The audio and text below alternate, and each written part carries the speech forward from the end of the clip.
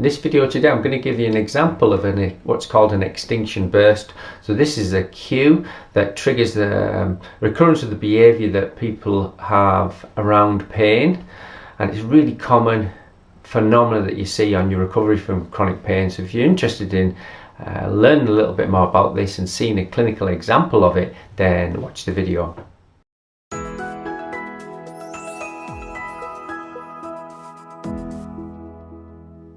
Hi, my name is Drew Coverdale. I'm a physiotherapist in the UK and I help patients in persistent pain reverse that process. If you're interested in videos like this, then click on the subscribe button to keep up to date with similar content, and if you've got any questions or comments, then pop them below and I'll do my best to answer them. Extinction bursts are a phenomenon that you see in the recovery from persistent pain. And extinction bursts are brilliant because they actually show that the behaviour is becoming extinct. So this is when you get gaps in recovery where people are doing great. They think, everything's going really well. And what happens is the pain comes back, and it can be excruciating pain, but it comes with such a small stimulus that couldn't possibly cause damage. But the brain has triggered that output of pain based on recognition of a cue that was present in the past when that behaviour triggered pain.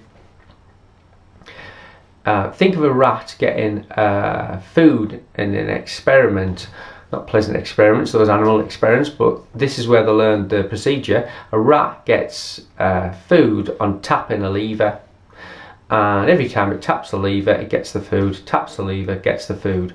Now when you stop giving the food, the rat taps the lever loads and loads and loads and loads and loads, a lot, to try and get the food again.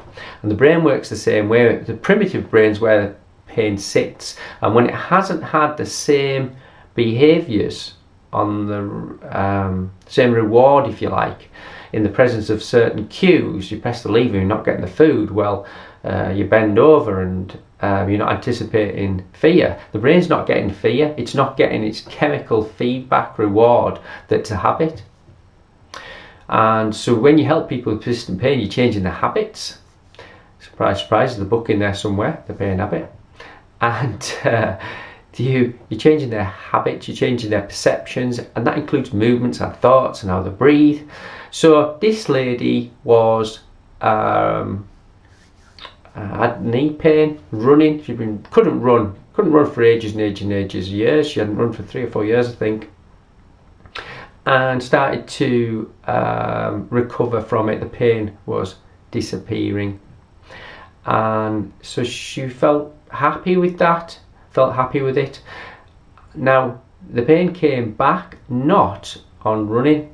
It came back when she bumped into a colleague who'd incidentally referred her to me, who's also done really well in reversing some chronic patterns, and they asked her, how are you doing? How are you doing? And she said, I'm doing amazing. She felt excitement at the point of describing her progress. I feel really good. And so that excitement is part of a cue. Excitement, remember, is the same chemical as fear and frustration. So the brain's getting a feed in a different form. And then she said, I just moved a few tables, nothing at all. And that night my knee was killing me.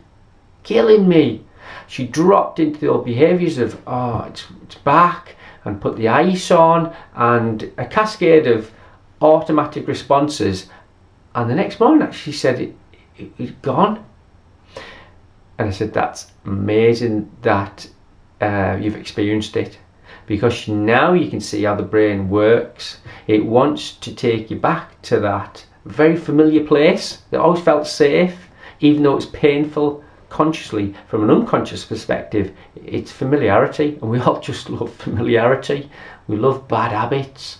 We love habits, we love good habits, but if they're bad, sometimes they're hard to break. And as you start to break them, there'll be certain cues that pop up that make you do the behaviour again. And pain is just a habit. It's a conditioned response. It isn't anybody's fault for developing it. It isn't the people around them that created the situation to develop it. It just happened. It's a circumstance, it's a perfect storm, but there's a perfect recovery from it. So that's just an example of an extinction burst. You might notice them in your own experience of your pain or your patient's pain. Totally normal. Bring them on, and it gives you another opportunity to process that sensation in a really safe way and reinforce your primitive brain, reinforce messages to it that you don't need that signal anymore. So look out for those spikes and make sure you smile as you get them, and they'll soon fade.